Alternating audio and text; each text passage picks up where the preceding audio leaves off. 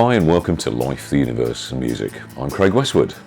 My experience with artist development really opened my eyes to a lot of possibilities with my own music and how I could go forwards into the future really with my own songwriting. Things were progressing well, I thought. I was having singing lessons, I was having coaching and participating in open mics, doing small gigs. I was inspired too and writing new songs more than I'd ever before. I was also recording towards 5 songs in Matthew's home studio. When we began, I sent Matthew some demo tracks of my best songs at the time, probably about 13 or 14 of them, I think. He selected the 5 he wanted to re-record and mix, and initially I accepted these as the ones to complete, though the choice was mine as to which ones we recorded in the end. The first was a new song called Watching the Rain. As we got near to completion of the tracking, Matthew would send me a mix of the song in progress. I have to say though, I wasn't used to hearing my songs mixed by someone else. I listened over and over to the first mix sent to me. Quite frankly, I wasn't happy with it. Firstly, the percussion wasn't anything like the drum pattern I'd used in my demo. Matthew had recorded a cajon. It was okay, but it didn't quite have the same swing as the original. I asked if I could record my own cajon, as I had one too, and I've got an Irish drum, a tunable borin, which I was sure I could replicate the pattern and the pitch I wanted. We arranged a session to record these. It went well, and I waited for the next mix. Meanwhile, we began work on a second song, the Nonsense song. This is quite a bold song with a punchy brass section. Matthew had some very good brass samples for this, and isolated these sounded very good. However, they were so stifled in that first mix, they had no impact at all. As well as this, there were no real drums that were promised on this one. Matthew had used my MIDI drums provided as scratch tracks and remixed the sounds. Overall, the song was discordant. It was meant to have more harmony in the vocal, and it had nothing of the feel of the demo, and this was getting more harsh and aggressive. On top of this, Matthew was telling me I was getting too precious about the demo, but this was going too far away from my intention for the song. And I remember getting really wound up during these sessions. Then Matthew went on holiday. So I went and recorded tracks for the 3rd and 4th song at Andrew's house. These were Get Out of This and Daytime. Different atmosphere, way more relaxed. I asked for drums on these once my instruments and voice were tracked. This, I was told, was going to be using Matthew and Andrew's session drummer Contact in Nashville. This was a new and exciting experience for me. To even have to think about what I wanted a drummer to play for me was a whole new concept.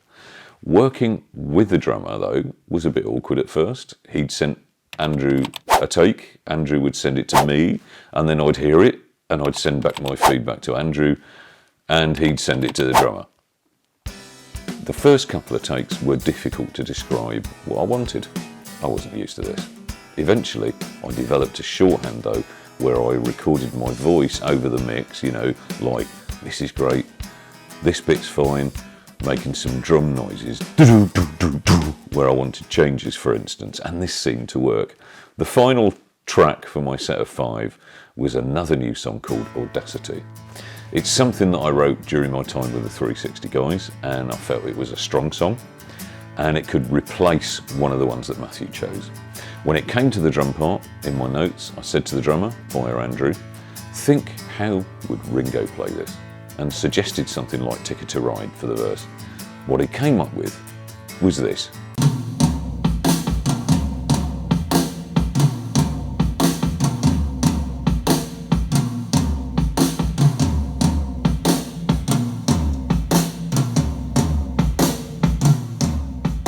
The tracking process went well. I had to work out a bass part myself for the song, which I came up with on my viola bass, a very sort of McCartney-esque riff on the upper frets of the bass, keeping that Beatles inspiration. Vocal-wise, I only had a main vocal then to begin with. What I ended up doing was working out some backing vocals in Logic Pro in my home studio, and then going and redoing them at Matthew's. Again, I layered some harmonies. I remember having a bit of a sore throat in the middle of that session and struggling with the upper harmonies on one session, and I ended up going back a week later or 2 weeks later to track the last 2. But it was sounding great. So with all the 5 songs tracked, finally I was waiting for mixes. Matthew was telling me about a new studio space he was having built at the back of his house, and he was having builder problems. But then the whole thing stopped. I didn't hear anything for weeks. No response from texts or emails, no answers to calls, nothing. This was through February and March 2017. 12th of April was approaching, the end of my contract with 360, and I had no finished songs at all. For what happened next, you'll have to wait for the next episode. If you like this one though, and you've watched it this far, thank you ever so much. Please like and subscribe if you find these videos helpful. Leave me a comment below if you've got any questions or anything you'd like to see me cover, and share if you think this will be of interest to others. Sharing helps this channel to grow, and ring the bell if you want to be notified when the next one is out. Until then, cheers my dears.